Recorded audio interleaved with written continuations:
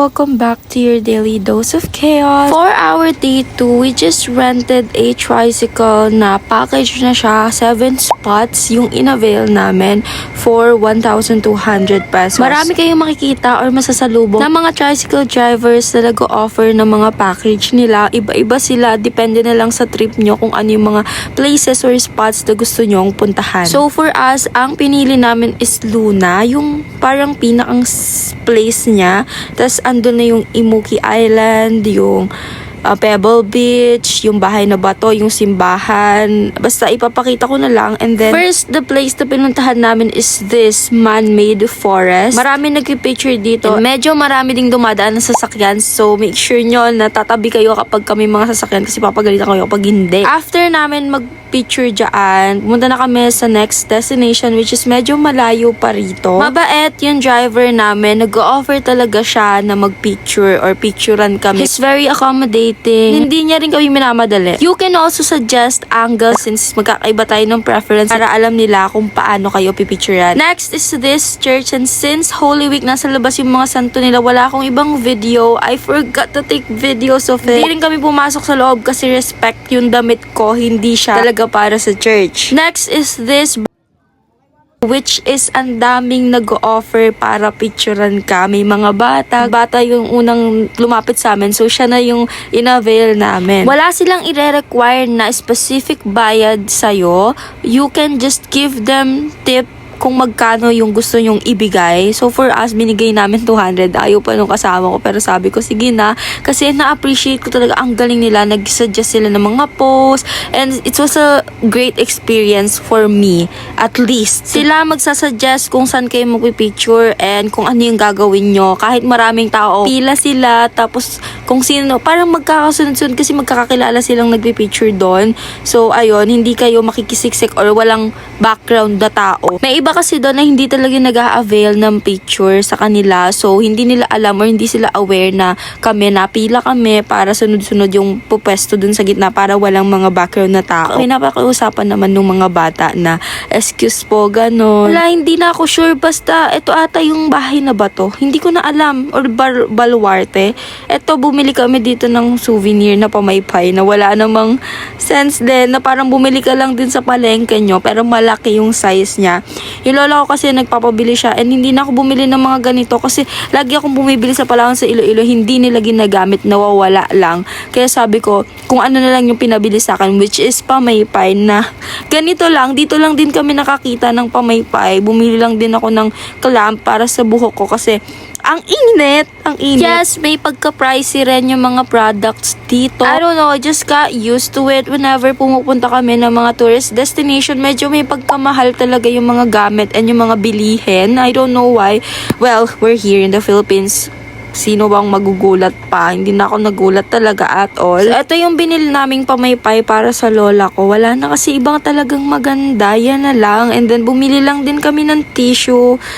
And, yun lang. Umalis na kami. Nagpicture lang ako dito ng saglit kasi wala namang masyadong makikita dito. Punta na tayo sa next destination which is yung bahay na bato. Ito na pala yung bahay na bato. Hindi ko na alam. Basta yung isa baluarte. Hindi ko na sure. I was about to change my clothes para makapag-picture ako dito. Pero nung nagpunta ako sa CR, sobrang dumi niya. And guys, meron nga pala dito environmental fee. Pati dun sa kaninang pinuntahan namin na may souvenir. Dun din ata sa may pinagpicturean namin na may mga bata, may environmental fee rin yata dun. Pero 20 or 50, mga ganon, hindi ko na talaga tanda. Sorry guys. Tong part na to, nung pinanood ko siya sa TikTok, hindi ko alam na may ganito pala siyang parang park na pwede mong pagpicturean. Medyo malawak siya guys, maganda.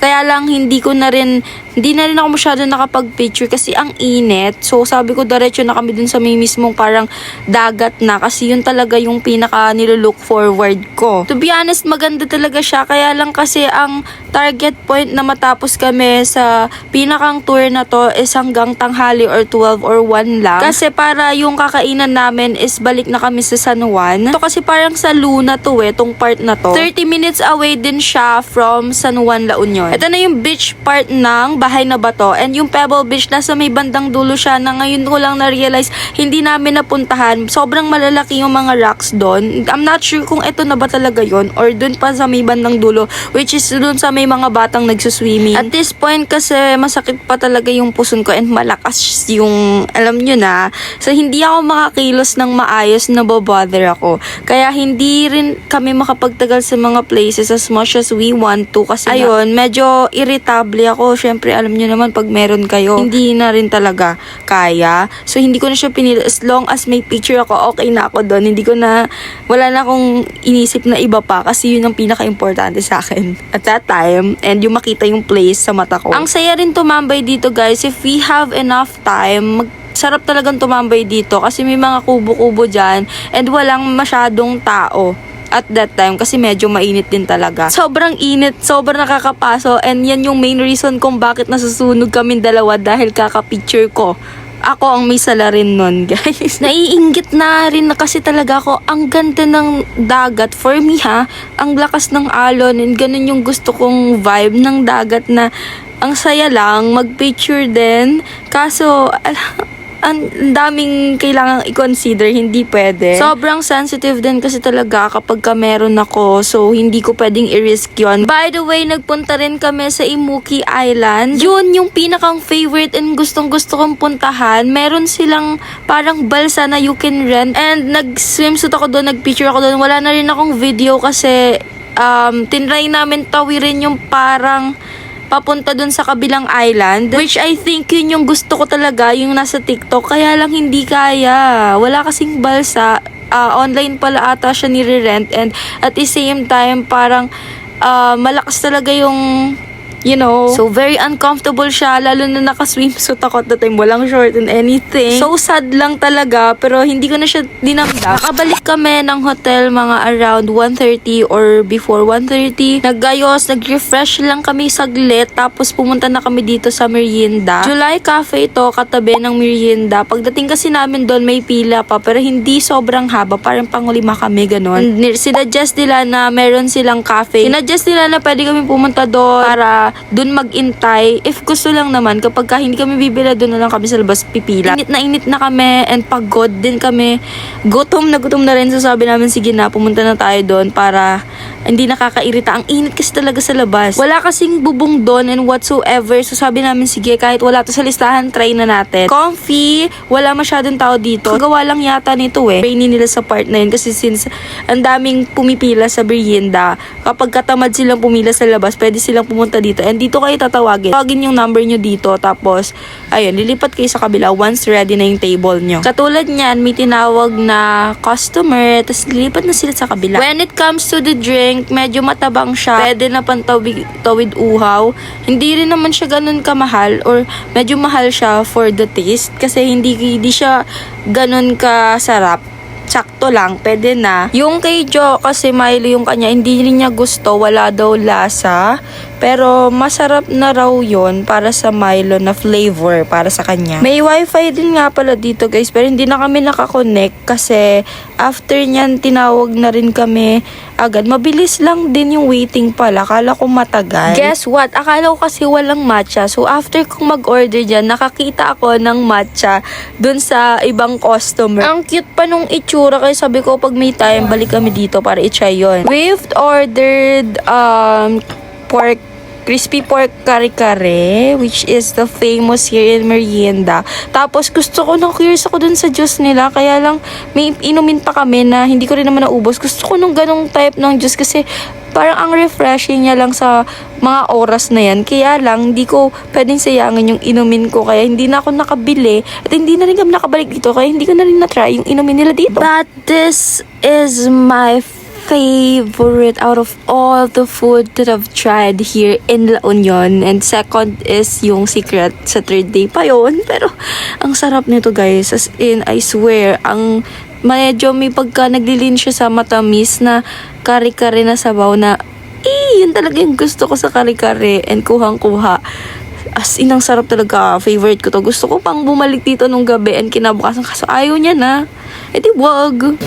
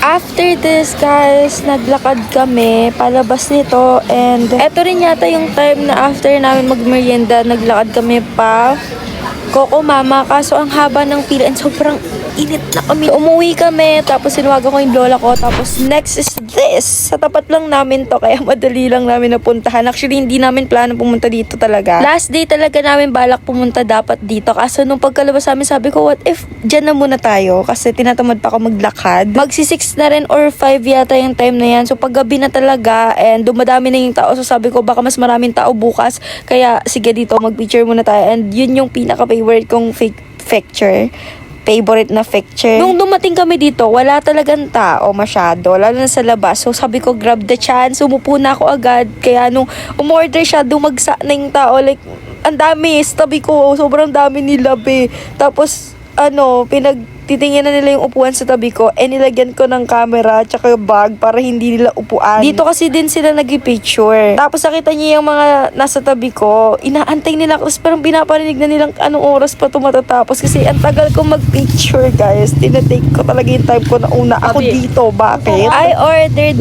muni matcha and ang sarap.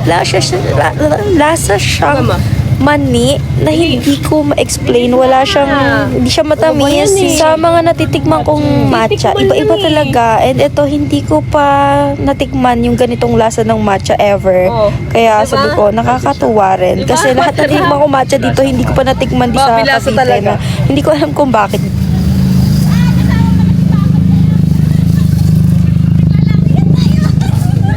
Hindi ko alam saan kami pupunta. Saan tayo kakain, babe? Tagpuan? Tagpuan, gusto mo? Magkano ka?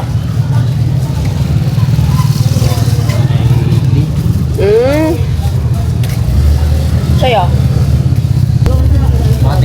Ako, iba lasa niya. Ngayon lang ako nakatim ng ganitong lasang matcha.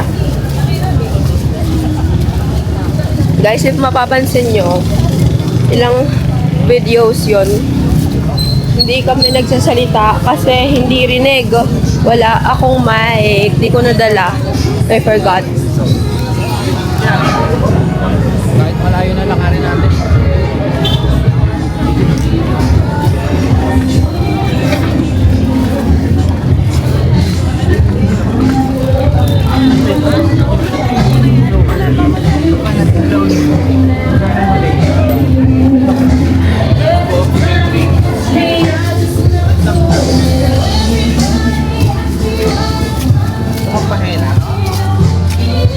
Paglabas namin ng hotel, lahat ng pinakita namin sa inyo, lahat yon is, ano sasabihin ko? Nasa labas lang ng hotel namin.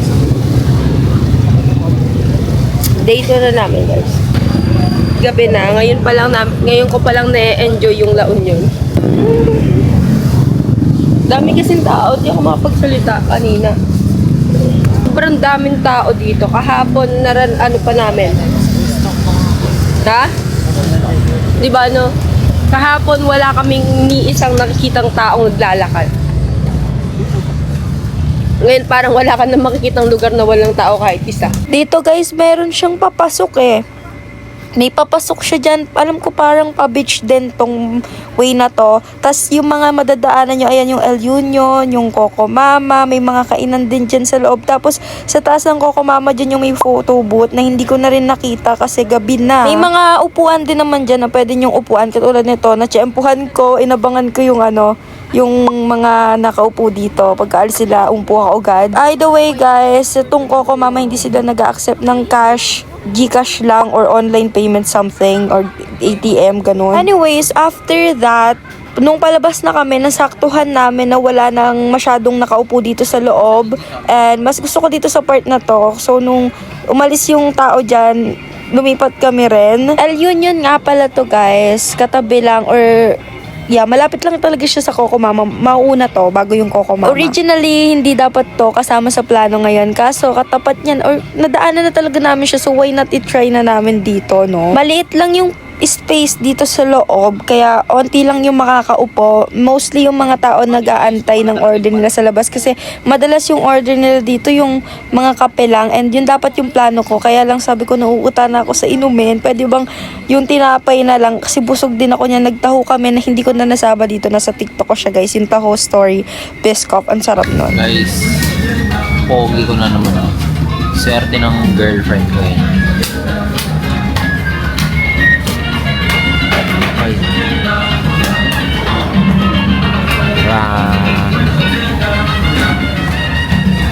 Gutom na ata yan, guys. Hindi pa talaga natatai ako. Kaya ako Yeah! Dumating na yung order namin, which is yung grilled cheese. Patawag dito, di ko talaga sure. Tapos may sauce siyang kasama na hot sauce. Kalasa niya yung nilalagay na hot sauce sa pizza, ganun. Tapos, pinicturean ko lang, and reality ng mga may camera na walang flash, yung cellphone. Ganun din yung ginawa ko sa Moni Cafe kanina.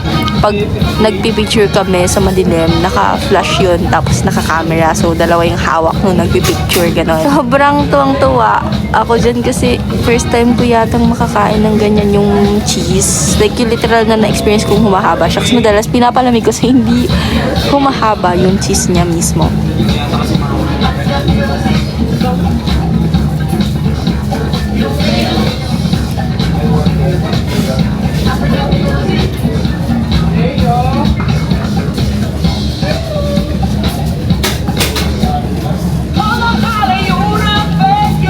Guys,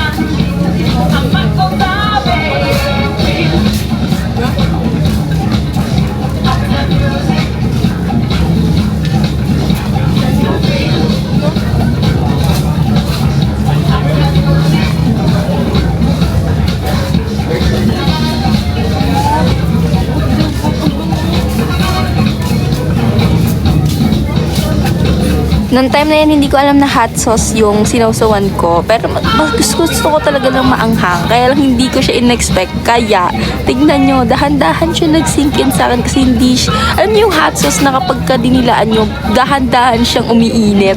Ganon. So, ang tagal ma-process ng dila ko. Kaya, tignan nyo. Sobrang lala. Yan yung something na babalik-balikan ko dito sa La Union, yung grilled cheese. Ay, sobrang gusto ko. Or baka kasi ngayon ko lang din talaga natikman yung ganito na lasa ng cheese. Ang sarap talaga, sobrang creamy. Ang hilig ko rin kasi talaga sa tinapay. Kaya na-enjoy ko talaga to. Kanina pa ako talaga at sobra ng sobra. Dapat meron akong bilang dito ng mga words na madalas kong sinasabi eh. Tingnan nyo, makita nyo talaga yung mga pinagsasabi ko na puro talaga.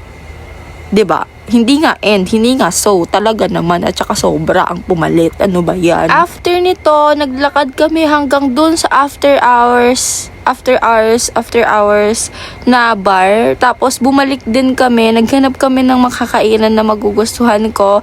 And kasi busog na kami yung time na yan, dami namin na inom, dami namin tinikman, yung taho, yung Coco Mama, yung mga matcha.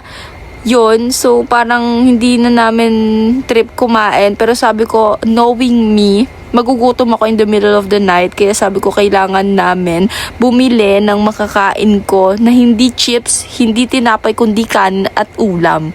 So, kaya nag-decide kami maglakad-lakad pa kasi hindi rin naman kami pagod ng time na yan. Ang bunot natin for this night is LU Inasal kasi ang dami ko rin nakikita dyan and ang haba ng pila nyo na parang mga 30 minutes kami nagantay. Pag lumalabo ng ganito yung quality ng camera, it's because cellphone yung gamit ko at that time. Yun talaga. Dami-dami sinasabi. Sabi ko kayo. Huwag ka na nga mga ingay. Pwede ba yun? Sabi ko kayo. Pwede ba yun? Pwede ba? Hindi, mananahimik ako. Oo.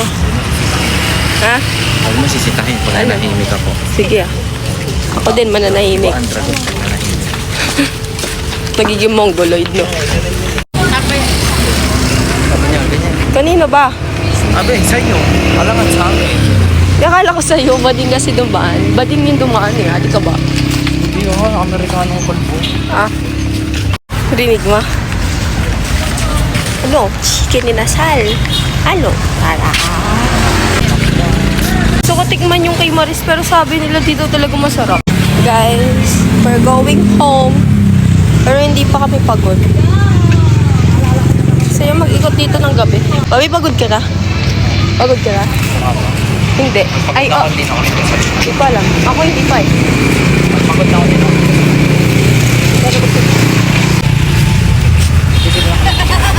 Ang kapal, wala daw akong ginagawa. Naglalakad oh. Naglalakad. Ha? Ako eh. Ikaw? Oo.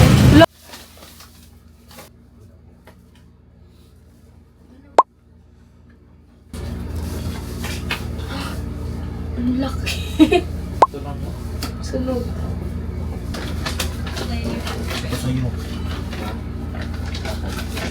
Ay, Connie. Kala ko kasi ano, wait lang. Sabihin. Wait.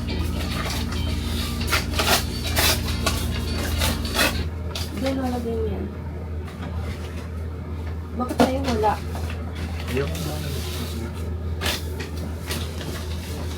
May dugo pa, guys.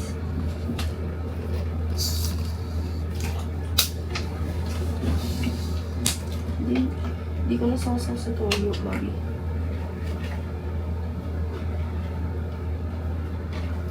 Wala pa.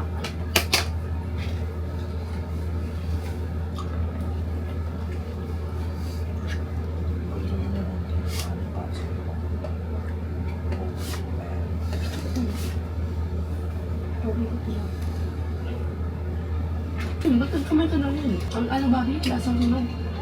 Ba? Ano ako ito?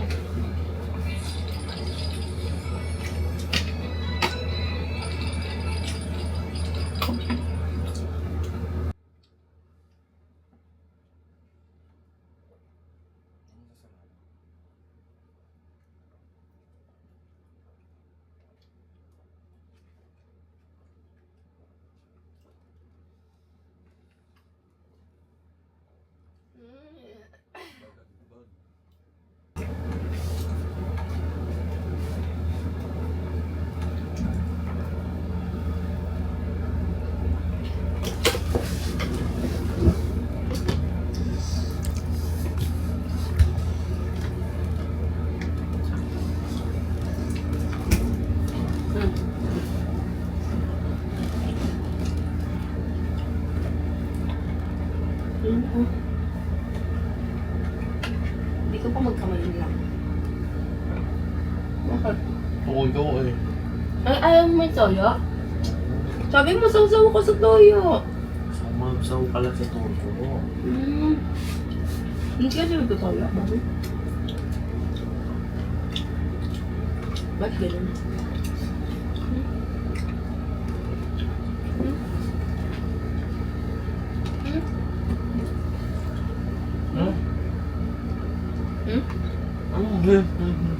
Ba't mo yung naglalaglag eh? Pero ang laki mo.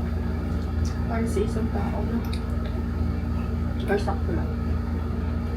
Sa'yo sakto. Sa akin yung laki.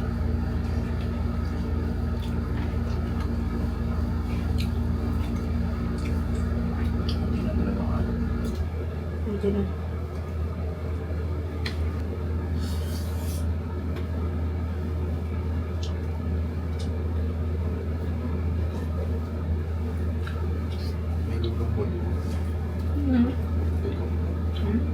Gagam ba? Malaki.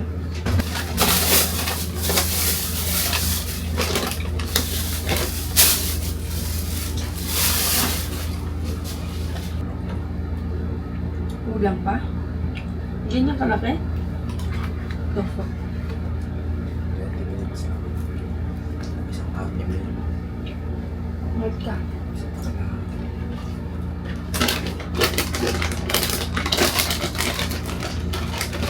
Wala ka ng mga kanin. Ulam pa pa. Ayun eh.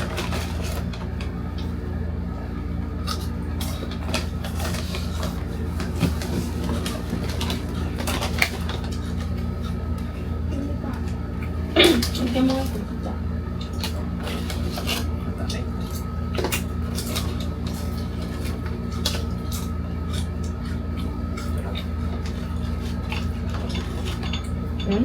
Wala.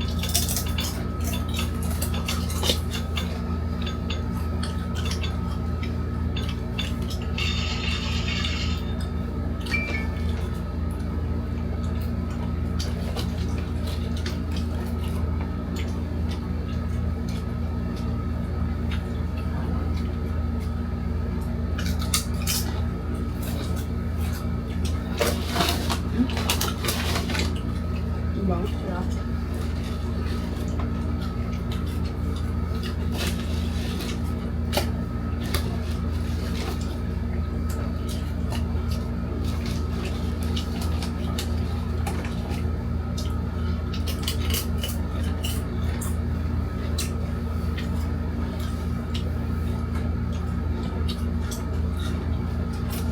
Balance yun nga.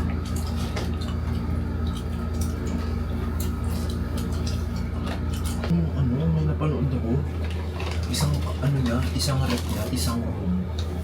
Yung rep niya, isang room. Tapos, naka-fully super duper aircon siya. Baka si Vice. Nagpambat lang ako. Mr. Beast. Mr. Beast? Ano, tako yun. Tapos, billion yung ata. Hindi ako ng rep niya ko nila isang rep ng sila. Mas malaki pa siya. Si Vice na Mr. Beast, millionaire ka. Billion na siya parang hindi ko alam yung bahay. Kasi nag-inis lang siya. Mayroon. Hindi lang niya pinapalabas.